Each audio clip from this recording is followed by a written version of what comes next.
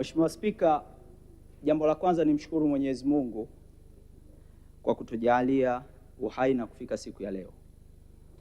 Lakini la pili, Mwenyezi Mungu hupitisha jamii kwenye nyakati mbalimbali kwa sababu maalum na kwa malengo maalum. Mwaka 2008 baada ya uchaguzi wa Baraza Kuu na mkutano mkuu wa Umoja wa Vijana uliofanyika Dodoma, miongoni mwa wajumbe wa Baraza Kuu walioteuliwa na ndugu Hamadi Masauni kuwa wajumbe wa Baraza Kuu alikuwa ni Mheshimiwa Deonde Njembi,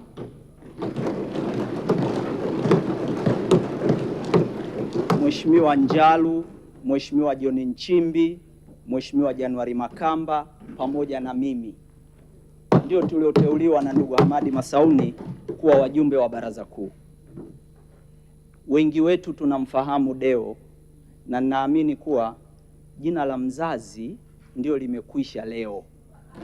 Baada ya kura sasa sio mzazi, atakuwa na mamlaka makubwa ya kumsaidia Mheshimiwa Rais. Lakini la pili, tunamshukuru Mheshimiwa Rais kwa kuendelea kuwaamini vijana wanaotokana na Jumuiya ya Umoja wa Vijana.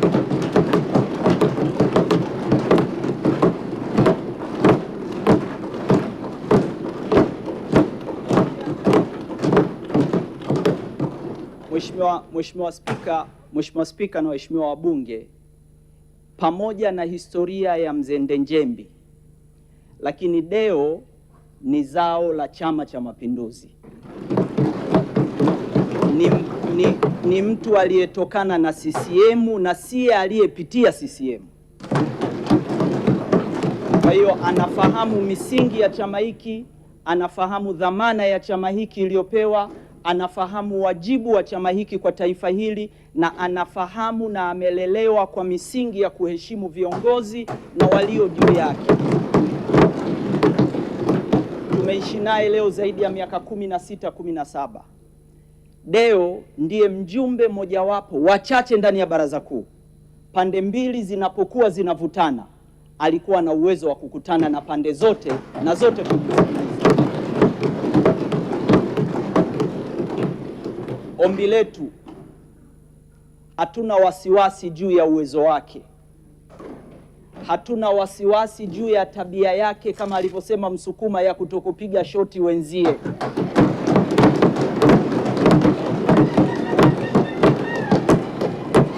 Hatuna mashaka juu ya nidhamu yake, hatuna mashaka juu ya exposure yake.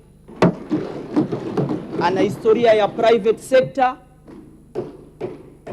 Ninalo jambo moja ambalo nataka niliseme kwenye bunge hili. Mwaka 2015 Deo aligombea ubunge na kura zikapigwa. Nataka niongelee swala la uvumilivu, na matokeo yake mkononi. Akaja kunywa chai Dodoma hoteli yule pale. Matokeo yaliyotangazwa Chamwino sio yale alionayo mkononi.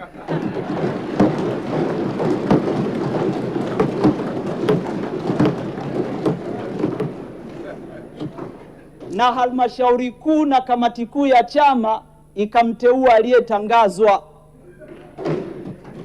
Deo alikusanya mizigo, akasema alhamdulillah, narudi zangu, nasubiri maelekezo. Akakaa akasubiri, akaja akapata UDC.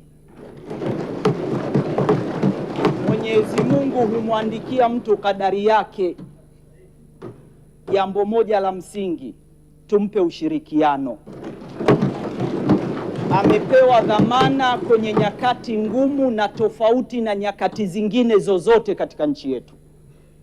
Anahitaji kupewa moyo, anahitaji kupewa support, anahitaji kuombewa. Mheshimiwa Spika, kura hizi tutakazompa leo ambazo mimi sina mashaka, kura hizi, moja ni kumpelekea ujumbe Mheshimiwa Rais kwamba tumemkubalia ombi lake na kumhakikishia kwamba tutampa sapoti msaidizi wake ili aweze kufanya naye kazi na kumpatia Mheshimiwa Rais. La mwisho, nataka niwaombe Watanzania,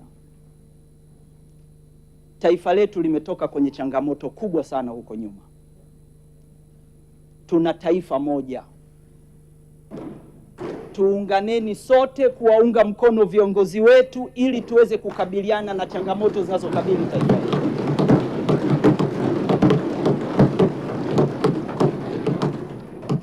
Kila nyakati hupitia changamoto zake, na kila nyakati Mwenyezi Mungu huwapatia viongozi wake. Tuwape sapoti viongozi wetu ili tukabiliane na changamoto za taifa letu, tuweze kujenga taifa moja. Hatuna Tanzania ingine zaidi ya hii, na leo Tanzania hii Mwenyezi Mungu ameandika kwamba rais ni Samia, makamu wake ni Deo Ndejembi kuanzia baada ya kuapishwa. Kwa Spika, sisi kama wabunge na bunge lako tukufu, hatuna mashaka na Deo. Tumeishi naye mtaani, akiwa hasla, akiwa raia wa kawaida, akiwa anajitafuta, akiwa kwenye makampuni ya Telecom, akiwa mtaani, akiwa mjumbe wa baraza, akiwa anatamani ubunge wa Chamwino ameukosa, amekuwa DC, amekuwa naibu waziri, amekuwa waziri, na leo kadari ya Mwenyezi Mungu imeandika awe makamu wa rais wa nchi yetu. Hatuna mashaka naye. Tuunganeni sote kulijenga taifa hili, tushirikianeni, tusaidie viongozi wetu kurudisha umoja na mshikamano katika taifa hili. Tunahitaji taifa lililo moja. Mheshimiwa Spika, naunga mkono. Asante sana.